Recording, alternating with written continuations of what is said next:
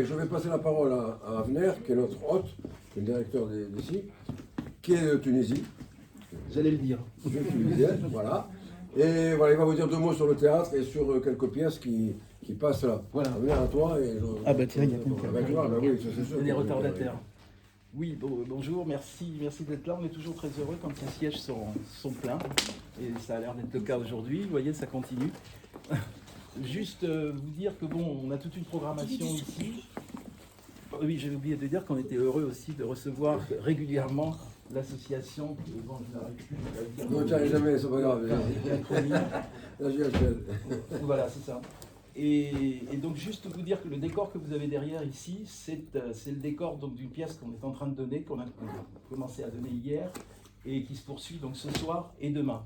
C'est le journal d'Anne Frank, qu'on n'a pas besoin de présenter, et qui est donc une adaptation originale de comédiens sur le texte d'Anne Frank, avec des lettres inédites, enfin des lettres cachées. Vous savez, des lettres cachées, puisque le père n'a pas voulu, à un moment donné, les publier.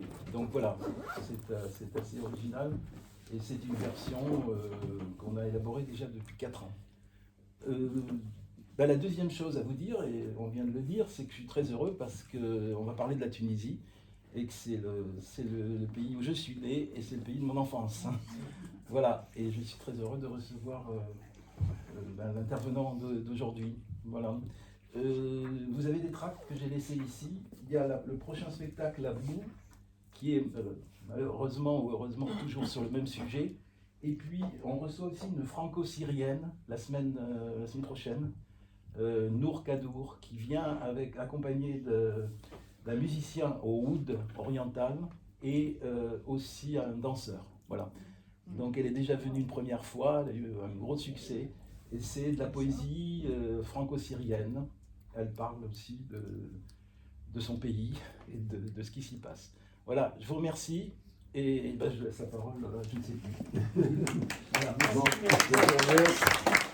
voilà, ben, écoutez, nous, donc maintenant, en tant que président de la GHL, j'accueille tout le monde. Nous sommes très heureux de nous retrouver ici, d'accueillir M. Casadagli, j'ai toujours du mal à le dire, qui nous vient donc directement de Tunis. Simplement pour rappeler, à la demande du trésorier, qui doit être par là, de ne pas oublier de vous payer les cotisations pour ceux qui veulent bien nous aider. D'autant plus que cette année, vous n'êtes pas sans savoir que les collectivités locales sont assez serrées. Il n'est pas sûr que nos subventions suivent vraiment le coût de la vie. Voilà. Ah ben voilà, il y a encore des gens qui arrivent. Allez-y.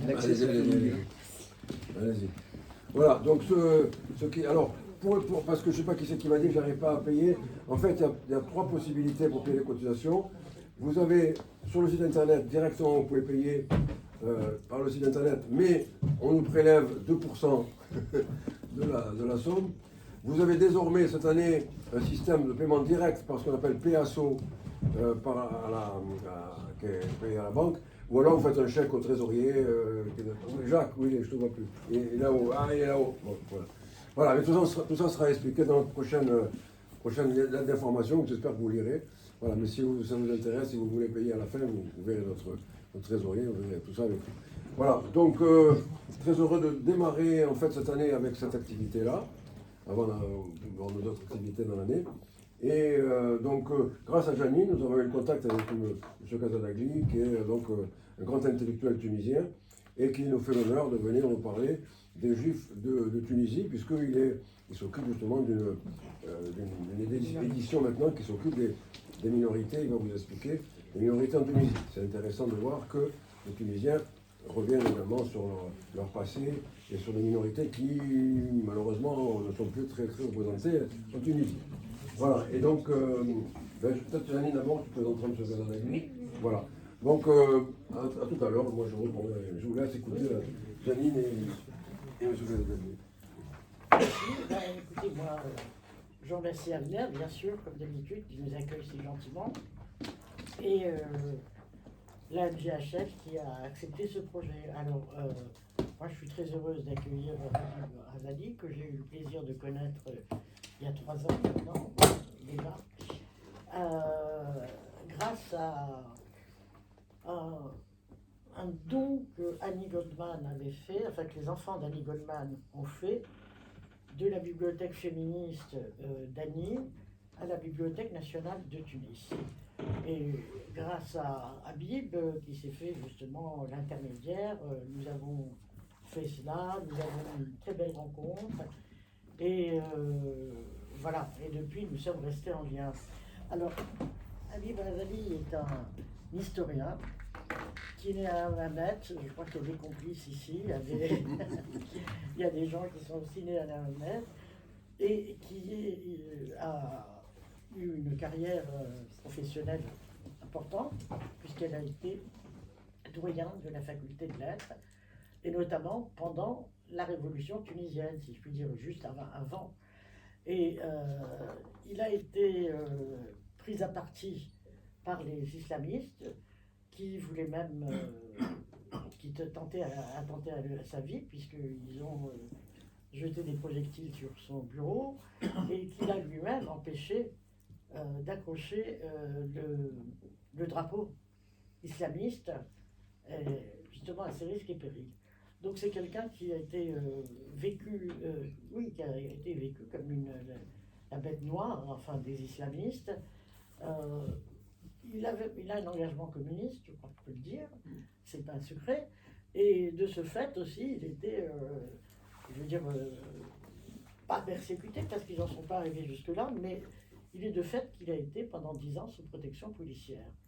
Donc, c'est dire la mise en danger d'Habib Ghazali qui s'est faite justement au péril de son travail d'ailleurs et de ses études. Parce que ce qui arrive ici n'arriverait pas sans doute en Algérie, certainement pas. Ça pourrait arriver au Maroc, parce que le Maroc a reconnu largement la présence des Juifs et l'apport des Juifs en Tunisie. Et Habib Ghazali, qui a fondé il y a plus de 20 ans à peu près un laboratoire d'études des minorités au sein du département d'histoire, s'est intéressé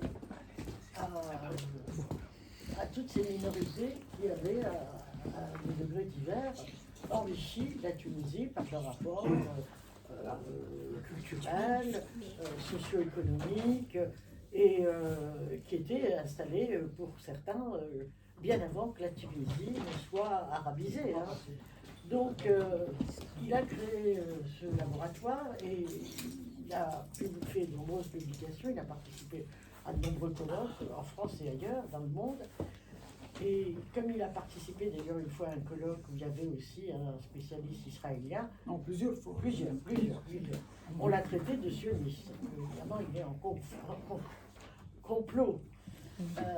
Et donc, c'est quelqu'un qui a eu beaucoup de courage, qui a levé des tabous justement en écrivant et en s'intéressant aux minorités et en particulier à la minorité juive. Alors, dans le détail, je ne sais pas si tu veux ajouter quelque chose sur ta biographie. On verra, d'accord. Voilà. Et alors, ça, c'est aussi à la limite, voilà. Et voilà. Donc, ce livre, paru aux éditions Santillana, qui est une nouvelle maison d'édition, et il est préfacé parce qu'il a aussi écrit un livre sur les communistes et en Tunisie et sur les Italiens en Tunisie. Il vous expliquera qu'il y avait une présence italienne extrêmement importante. Alors, ce livre a été préfacé par Lucette Valency. Lucette Valency, qui est une historienne aussi, qui était à l'école des hautes études de sciences sociales et qui est à la retraite maintenant, qui vit entre Princeton. À l'université de Princeton à Boston et puis Paris. Et elle a publié, alors elle s'est intéressée en tant que juive de Tunisie, communiste, elle s'est d'abord intéressée à l'histoire des Tunisiens et de l'héritage des Tunisiens, du patrimoine culturel tunisien. Et elle est venue plus tard, si je puis dire, à s'intéresser à l'histoire des Juifs de Tunisie, en particulier de Djerba. Elle a fait un très beau livre. Et elle montre bien dans son introduction comment Habib a vraiment brisé ce tabou et comment il a vraiment sauvegardé l'histoire des minorités en Tunisie et notamment des minorités juives par justement ses apports dans différents colloques et par la réalisation de ces différents livres. Ce que je voudrais ajouter, on aura évidemment un certain nombre de questions, mais c'est comment, enfin, ou alors ça fera partie des questions, comment donc cette minorité juive qui avait une antériorité réelle, même si on n'est pas tout à fait sûr de la légende qui fait qu'à Djerba, depuis la chute du premier temple, il y aurait eu des juifs qui seraient venus et qui se seraient installés à Djerba, donc il reviendra sans doute sur cette légende, mais même si on n'adhère pas à ça, il y a eu différents apports, et il y a eu des apports aussi au moment de l'expulsion d'Espagne, et les juifs étaient en place dans de nombreuses villes ou villages antérieurement à la colonisation arabe. Et d'ailleurs, cette colonisation faite par la KNA, on dira ce personnage de reine juive, de reine berbère, de voilà. On reviendra sans doute sur les relations que ces minorités entretenaient, c'est-à-dire comment on faisait société en Tunisie, dans la Tunisie qui était entre guillemets coloniale, même si ce n'était pas une colonie, c'était un protectorat largement contrôlé par la France.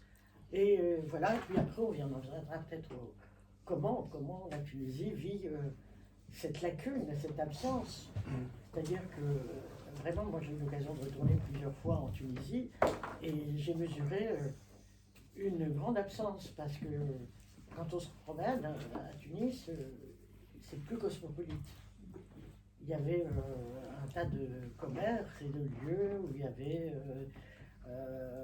à Bab Khadra, par exemple, une fameuse repasseuse italienne, où il y avait différents commerces juifs, évidemment, et il ne reste rien de tout cela. Et on s'en rend compte, je veux dire, hein, on se rend compte de ces lacunes, de ces absences, ce qui fait qu'on ne peut pas chercher à retrouver le paysage de son enfance. Donc vous me direz que c'est un peu partout pareil, si même en France on va dans certains endroits, on ne reconnaîtrait plus les choses. Sauf que culturellement, je pense que là, c'est une espèce de manque.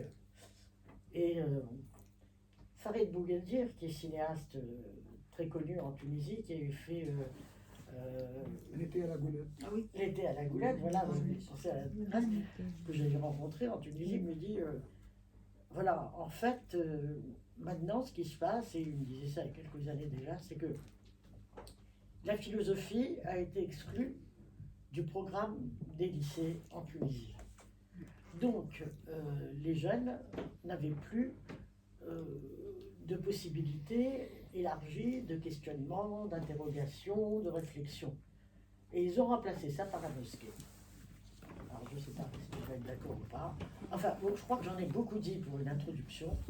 Je me permettrai d'intervenir pour les questions, mais surtout, ce sera à vous aussi de le faire. Donc, Habib, s'il te plaît, et merci encore d'avoir accepté notre invitation. C'est à moi de vous remercier.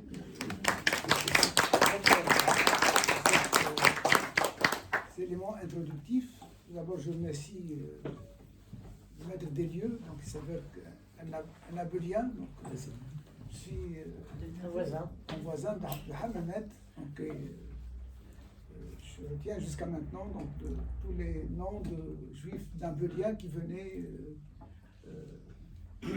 dans nos quartiers animer la vie commerçante jusqu'aux maisons. Donc, nos familles, nos mères connaissaient. Et puis je remercie tous ceux qui sont là, apparemment nombreuses, et apparemment où il y a une partie qui sont originaires de Tunisie. Parce que d'habitude, dans ce genre rencontre lorsqu'on va dans les villes françaises, souvent les originaires d'Algérie qui sont majoritaires, mais avec toute mon amitié pour ceux originaires d'Algérie et d'ailleurs, donc c'est pas le problème, mais je m'en réjouis encore plus lorsque la présence tunisienne se fasse. Voilà, donc vous a parlé, Janine, des conditions, un peu de ce que nous faisons. Pour l'héritage, c'est un effort pourquoi je suis venu là. D'abord, de par mon nom qui est un peu difficile parce qu'il est d'origine grecque et turque. Donc, tu nous pardonnes toutes les fautes d'orthographe. Pas grave, c'est pas grave. Oui, oui. Alors, je l'explique comme ça parce qu'à chaque fois, lorsque je parle d'un thème, Oui. on me dit peut-être qu'il est juif, qu'il est grec, qu'il est kurde, Enfin, à chaque fois, on me trouve une raison pour justifier pourquoi. Donc je suis tunisien et toute la richesse de la Tunisie, c'est qu'elle a pu accueillir et métamorphoser tous ces gens-là pour en faire la Tunisie d'aujourd'hui, évidemment, où il y a une partie qui est absente de cette belle mosaïque, mais comme le dit très bien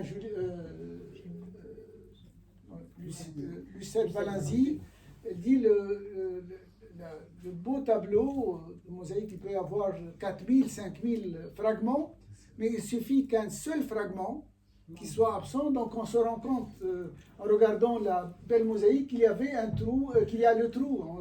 Donc on regarde l'ensemble, mais il y a, on révèle, et donc c'est pour ça que nous sommes, c'est un laboratoire, c'est un groupe à la fois qui s'est développé par nos travaux en tant que professeur, enseignant, chercheur, mes collègues d'Ardèche, Bergeb, etc. Mais par la suite qui a fait, donc il y a eu des évolutions. Comment je suis venu? Je suis venu parce que j'ai fait ma thèse sur le Parti communiste tunisien. Donc, et là, c'est récent, mais à l'origine, j'ai fait il y a 35 ans, ma thèse sur l'évolution du Parti communiste en Tunisie, à l'époque de l'Internationale communiste. Et j'ai découvert que c'est tout un chantier d'Italiens, de Maltais, de Français, de musulmans et tout ça. Et donc j'ai découvert que finalement, dans la sociologie du Parti communiste, jusqu'à presque l'indépendance, il y avait une majorité au sein de cette petite minorité. Et donc on pensait à chaque fois que les Juifs, non, ils sont allés à l'école de l'Alliance, ou bien ils sont allés en Israël, mais finalement je les découvre qu'ils sont au Parti communiste. Et jusqu'à j'en ai connu, ma génération, parce qu'elle dit que... Mais je ne vais pas vous parler en militant, je vais vous parler... parce qu'il faut faire la part des choses. J'ai connu aussi en France et même en Tunisie des personnes importantes comme Georges Hadda qui, jusqu'au bout de son combat, voulait libérer Bourguiba. Donc, vous allez voir là une lettre adressée à Ben Ali en 97, où personne ne parlait à l'époque. C'est lui qui prend son courage de main et il s'adresse dans une lettre ouverte. Il me dit que je n'ai jamais adhéré à son parti.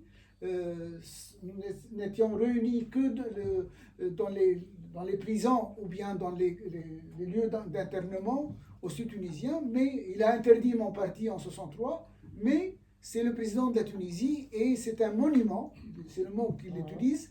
Il faut que ce monument ne reste pas à Monastir, mais ce monument soit un monument humain, que les gens qui viennent en Tunisie visiter le Bardo ou visiter Carthage visitent aussi s'ils ont envie de rencontrer ce monument humain que représentait Bourguiba. Donc pour dire, donc je me suis intéressé, donc c'est comme ça que j'ai viré un peu, mais c'est un virage, disons, provisoire, parce que j'ai maintenu les deux axes. Je continue à publier sur l'histoire du mouvement ouvrier, du mouvement de gauche, parce que j'ai vu que ce qui s'est passé pour les Juifs, ça s'est passé aussi pour les autres partis en dehors du néo-destour. Ce qui est important, évidemment, il s'agit en aucune manière de négliger ou bien de faire un déni sur ce qu'a été fait, ce qu'a fait le nationalisme dans l'histoire de la Tunisie, mais de replacer, de refaire donc ce paysage de la mosaïque au niveau politique et au niveau, donc, refuser ce récit. J'étais moi-même pendant une décennie enseignant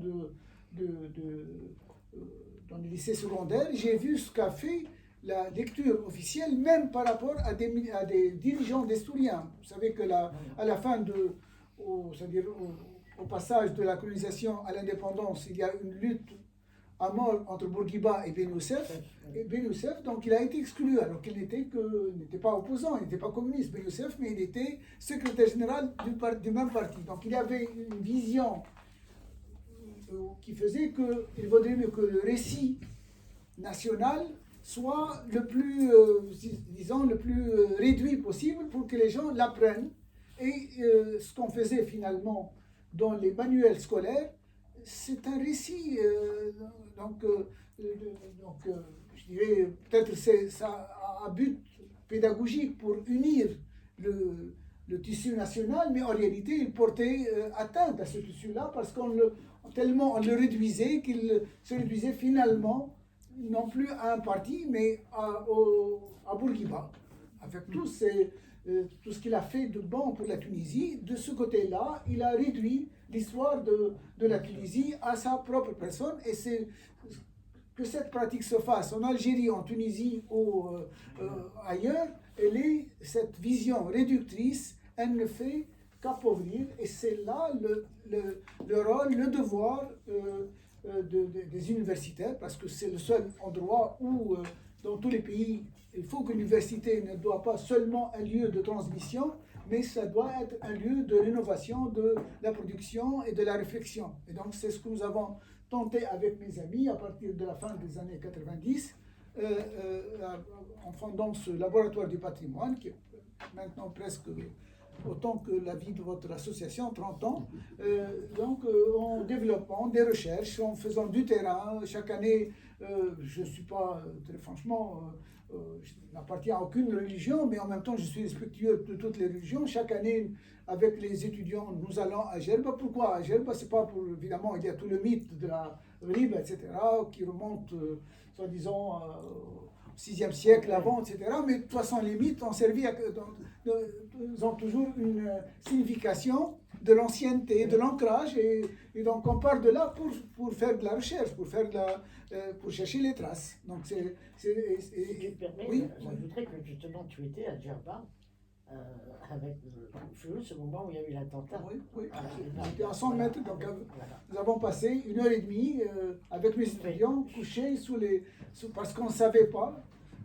Je vous avoue que à un moment, j'ai pensé qu'il y avait une guerre civile, parce que je voyais la police et l'armée, c'est-à-dire aller dans tous les sens, et l'un disait Zemil, donc collègue, c'est un collègue qui a été touché. On ne savait pas, pendant 1h30, on ne savait pas qu'est-ce qui se passait. Donc c'était le dernier à le saluer, c'était Jean-Louis, et puis pratiquement 3 minutes après, ça c'est à 8h, j'étais le dernier à monter dans le bus, mais c'est les aléas du terrain. Donc, comme le font les journalistes, il y a beaucoup de journalistes qui meurent.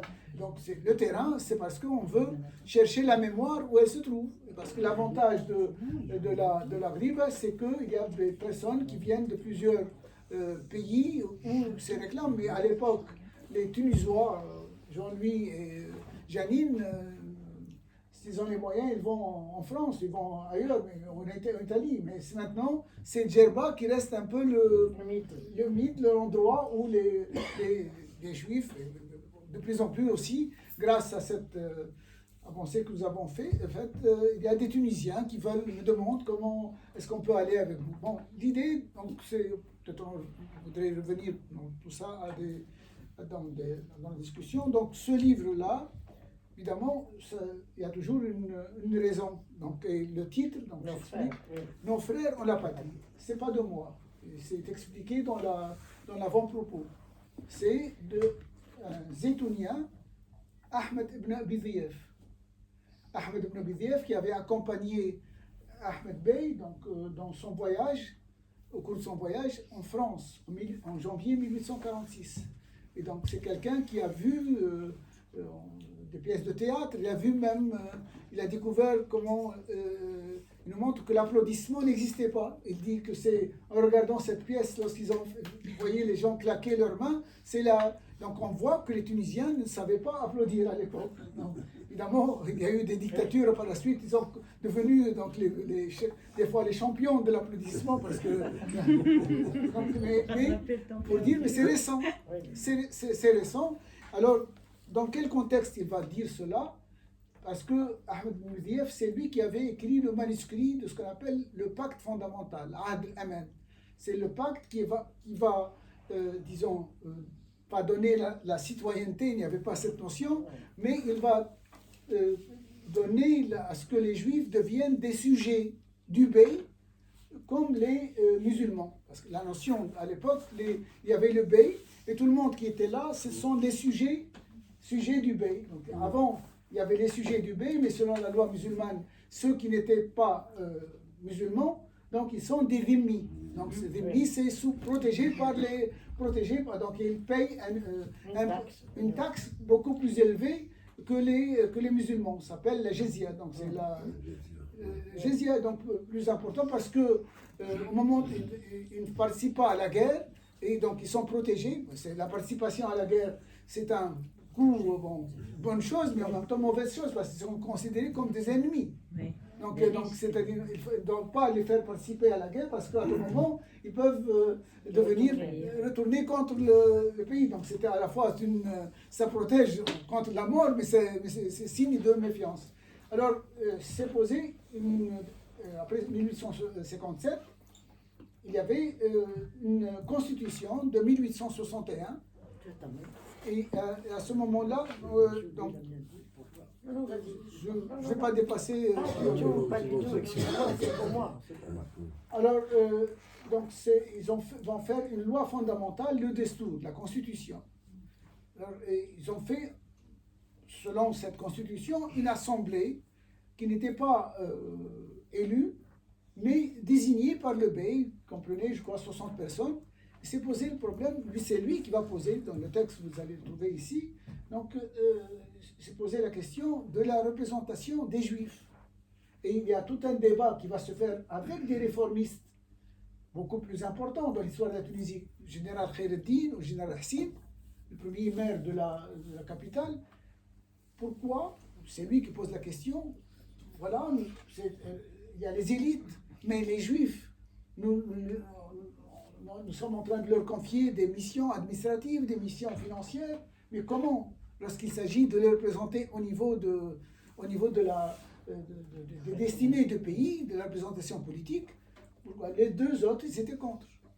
Et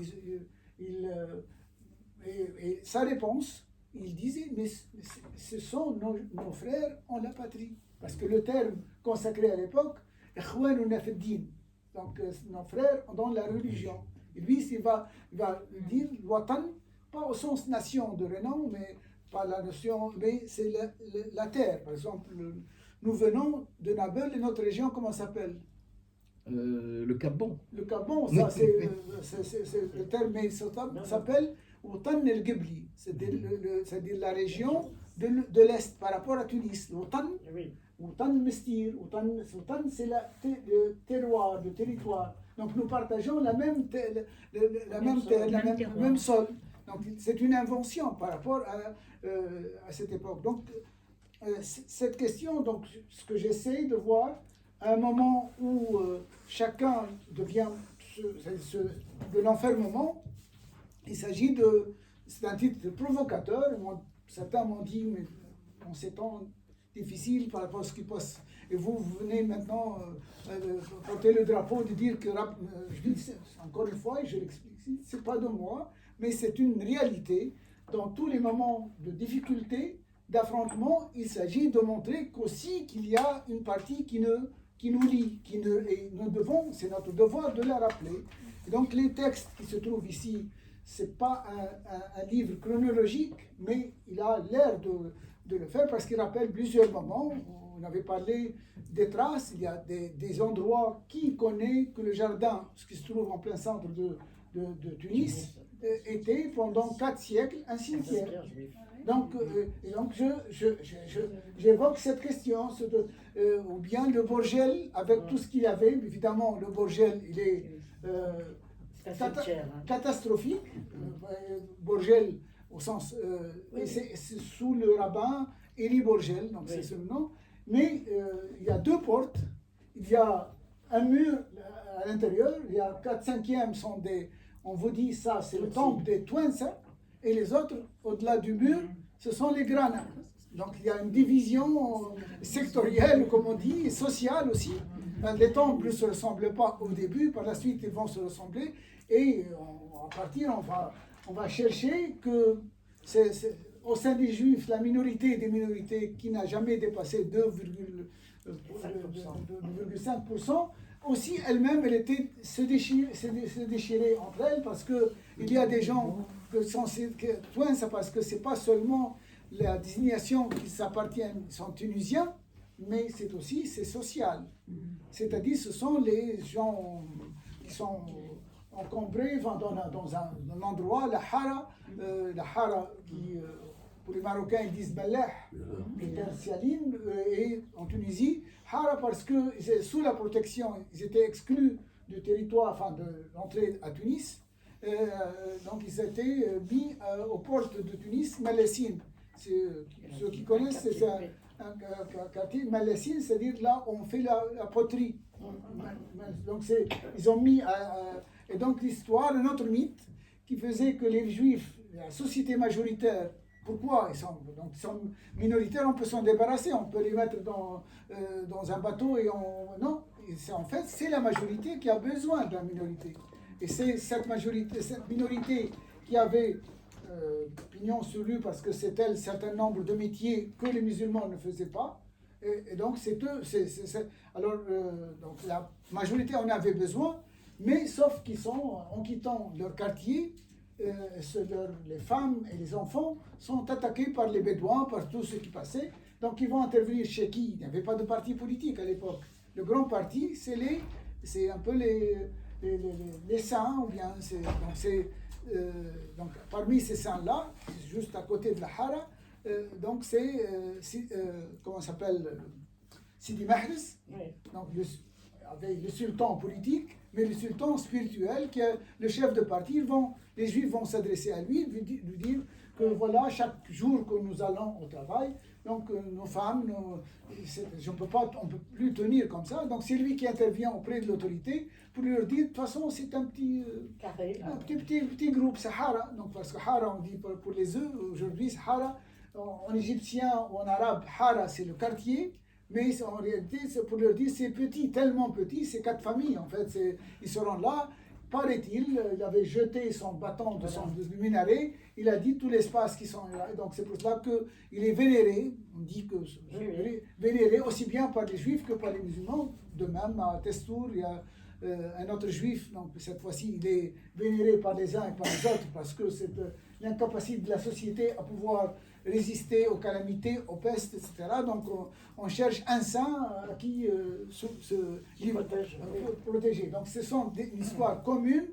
Donc par des moments, elle est conflictuelle, par moments, et notre devoir, c'est de montrer tout ça, mais à l'analyser. Donc, il y a 12 textes dans ce livre.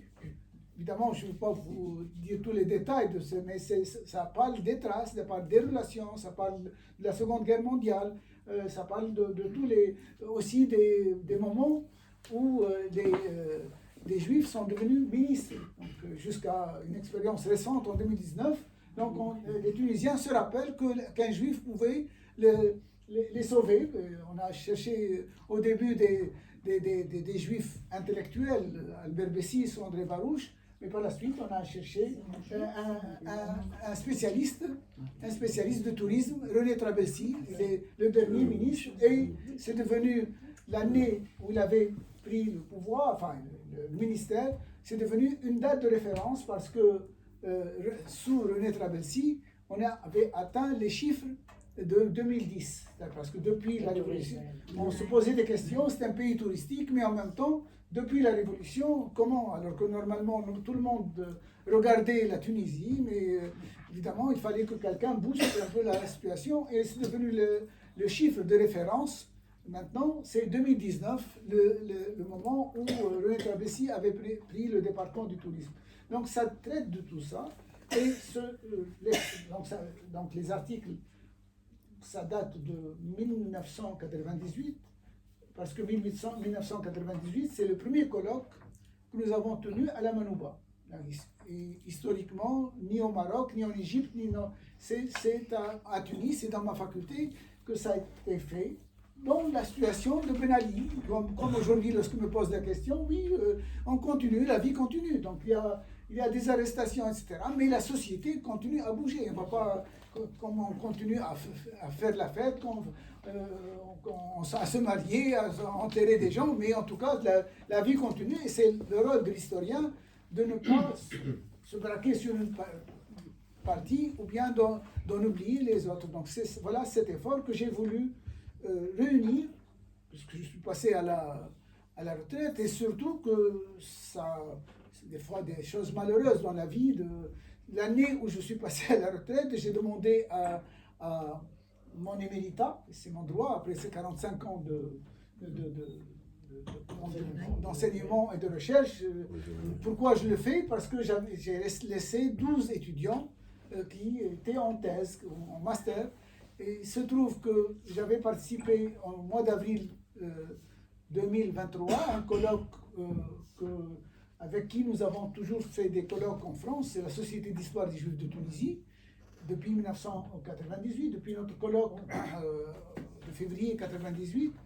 En avril, c'était le 5e ou 6e colloque.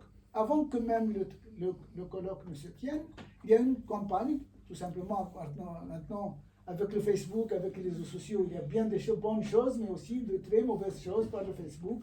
Donc quelqu'un qui n'avait rien à foutre, donc il s'est rendu compte, bien, il a trouvé le programme, il a trouvé que je dirigeais un panel où il y avait un Français, un Tunisien, comme moi, Pépin Radeg, lui-même il a écrit sur les Juifs, et il y avait un collègue israélien, Haïm Sadoun.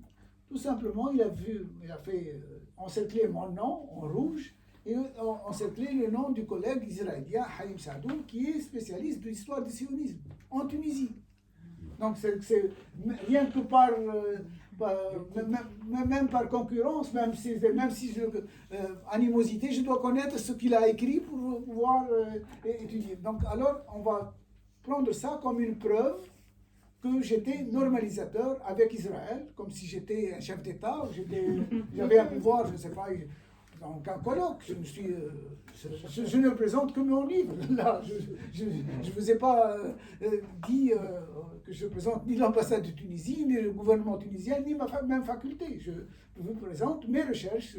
Alors, on va trouver ça comme étant une preuve tangible que je suis, voilà, donc c'est quelqu'un à abattre, donc une campagne, et qui a touché même pour la première fois mon université, là où j'étais dans les rênes du pouvoir universitaire pour lutter pour les libertés académiques, pour que les gens, au nom d'aucune religion, ne puissent, c'est seul le savoir qui puisse diriger une faculté. Donc c'est eux qui vont décider, après avoir accordé le 15 mars, donné leur accord sur la base de deux rapports que j'étais éligible pour être professeur émérite. Le 12 avril, avant même que le colloque ne se tienne le 18, on décide de me retirer ce qu'ils avaient fait quelques semaines avant. Voilà, donc je me dis, donc, je ne vais pas me rester, parce que pour ces articles-là, de 1998 jusqu'à 2024, ils sont éparpillés dans des travaux collectifs ou bien dans des actes, etc. Je me suis dit, la meilleure des choses, c'est de les réunir dans un seul ouvrage avec l'avant-propos où je me suis interrogé. Donc, l'avant-propos, c'est comment écrire l'histoire des Juifs de Tunisie, 19e, 20e siècle. Parce que même pour les Juifs qui sont très anciens, il n'y avait pas d'histoire. Et dans un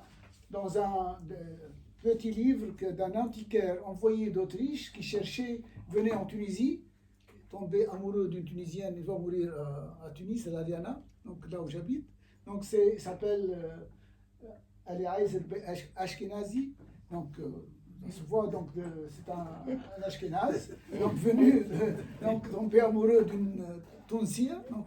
Et il a posé la question, le journal, parce qu'il est antiquaire et en même temps correspondant d'un journal, il leur a dit tu dois leur poser la question depuis quand ils sont là. Il a dit que lorsqu'il a posé la question, les gens nous disent non, il n'y a pas de livre d'histoire. Le seul livre d'histoire, c'est la Torah. Enfin, nous sommes là pour, on étudie, lorsqu'on va à l'école, c'est pour apprendre la religion et c'est pour rappeler la mémoire du retour de l'Alia. Donc on se prépare toujours, donc on est toujours là pour se préparer à l'Alia.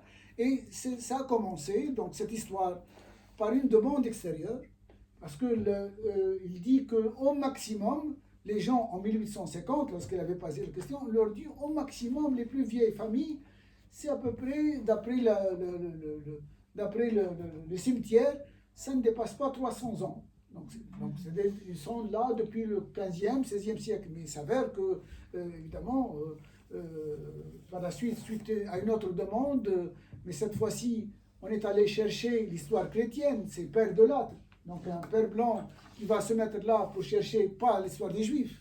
Il va aller là à fouiller derrière sous l'amphithéâtre de Carthage parce qu'il a lu des inscriptions. Il a voulu chercher. En fait, il cherchait le lieu des martyrs.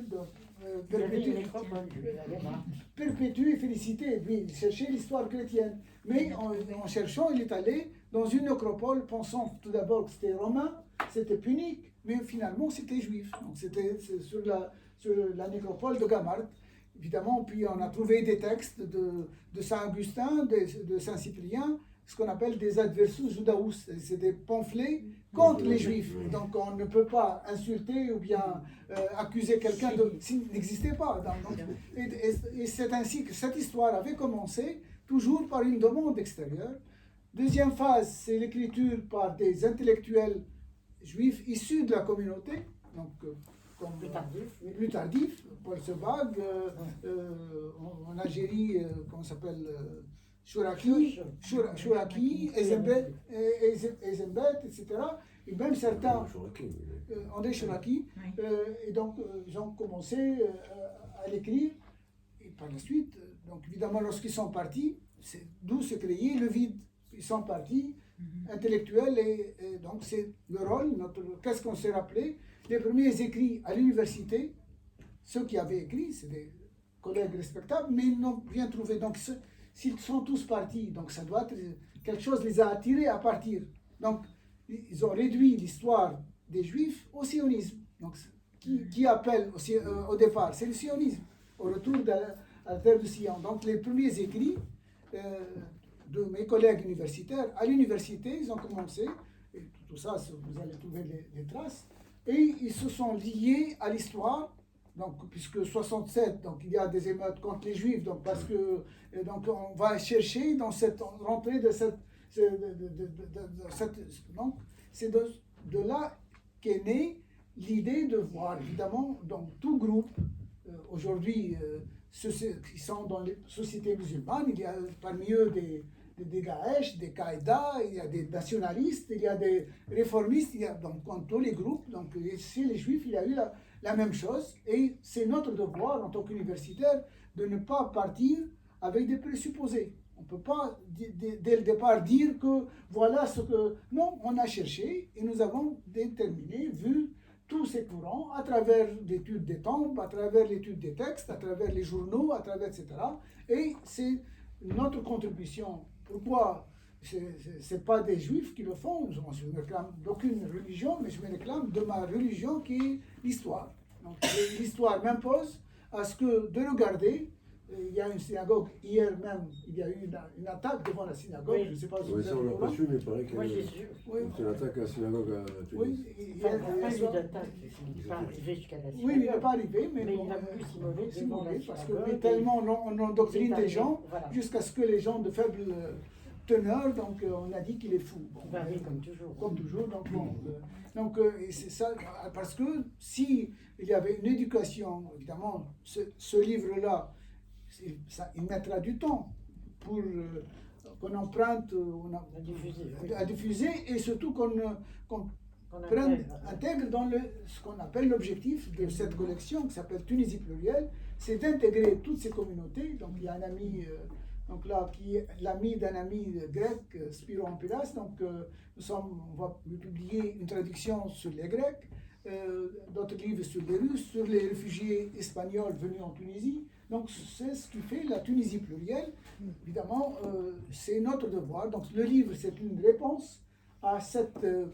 malheureusement, c'est l'ignorance qui fait que les gens se mettent à s'entretuer facilement. Évidemment, qu'est-ce que ça représente tout ça par rapport à ce qui... mais si on doit commencer, c'est notre devoir de commencer. Je ne sais pas si on arrive de notre vivant ou pas, mais en tout cas, c'est au moins à combler. Donc, rattraper un peu le retard. Voilà, c'est l'idée de cette... collection Tunisie plurielle. Voilà, évidemment, je suis content que les gens en Tunisie et en France et en Navarre donc s'intéressent à cela, et c'est l'occasion de vous écouter. Je viens de trouver je connaissais pas avant, les dessous, il me dit que ses parents sont communistes. Je lui dis voilà, mon prochain livre va porter sur les juifs communistes. Voilà, je suis gagnant, donc c'est pas seulement les gens qui viennent, mais aussi je suis en train de... Voilà quelques idées d'ensemble, et je serai très heureux que ce ne soit pas une conférence au sens... je vous livre tout ce qu'il y a parce que vous n'allez pas acheter le livre, donc c'est parce que le livre, la séance est... trop, hein. Il y a quelques livres que vous avez apportés là. Voilà, donc voilà, je serai très content pour vous écouter.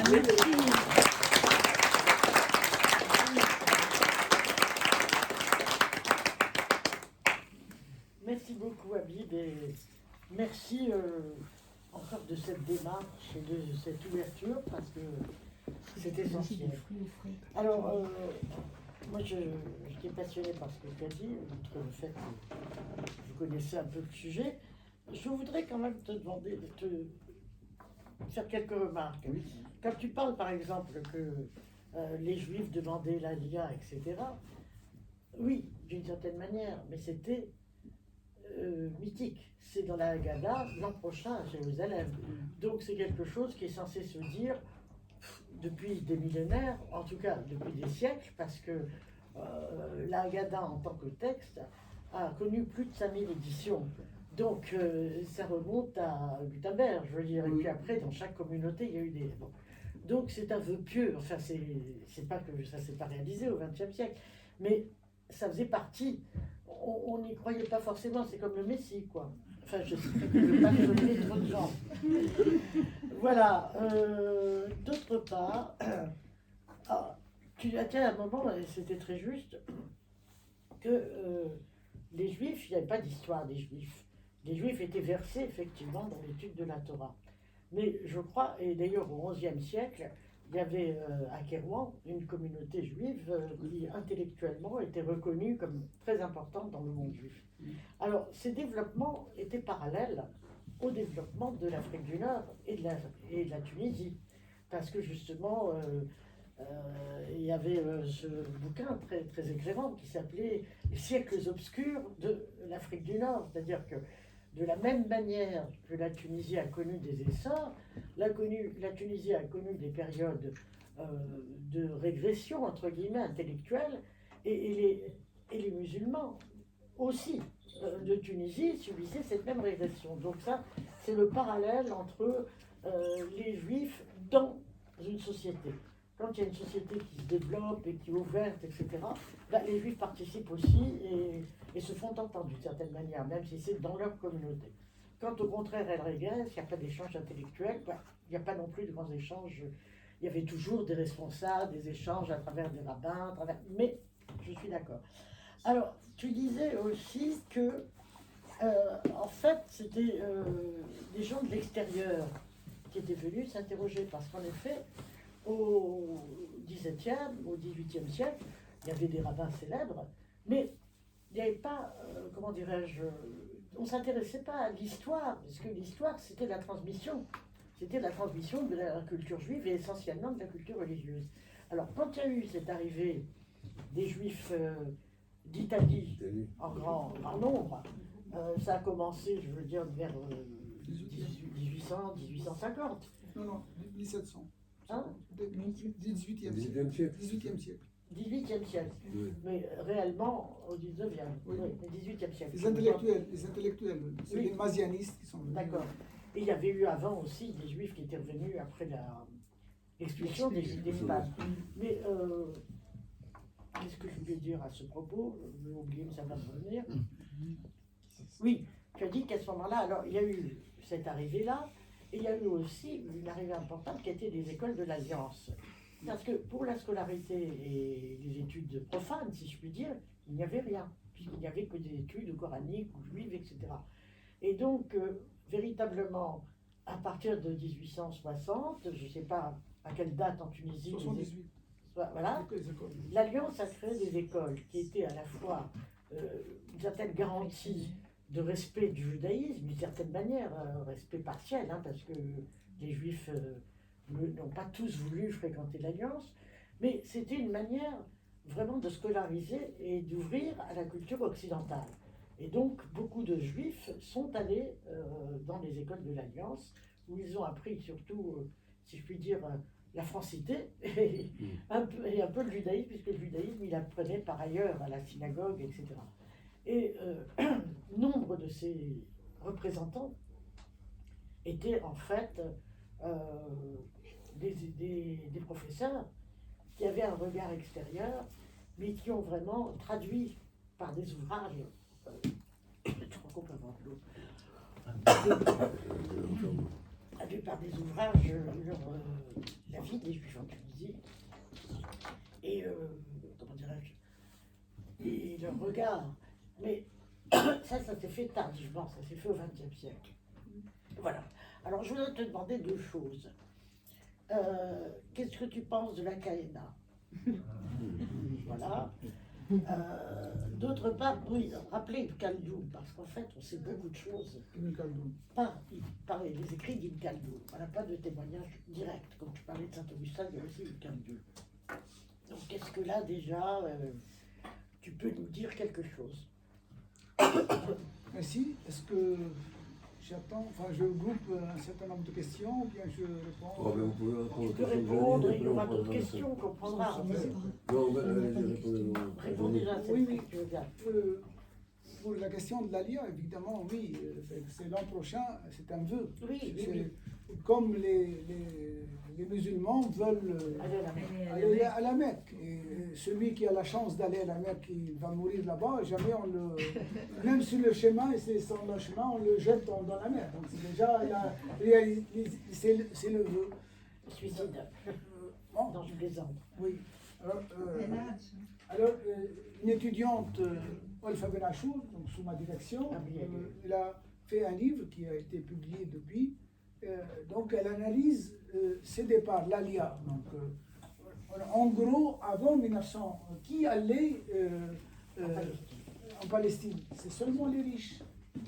Quelques riches, parce qu'une fois ils gagnent leur vie, ils savent qu'à peu près la moyenne d'espérance de vie vers 60 ans ou même avant. Donc, avec de l'argent, ils vont dans l'espoir de continuer ce qui leur restait pour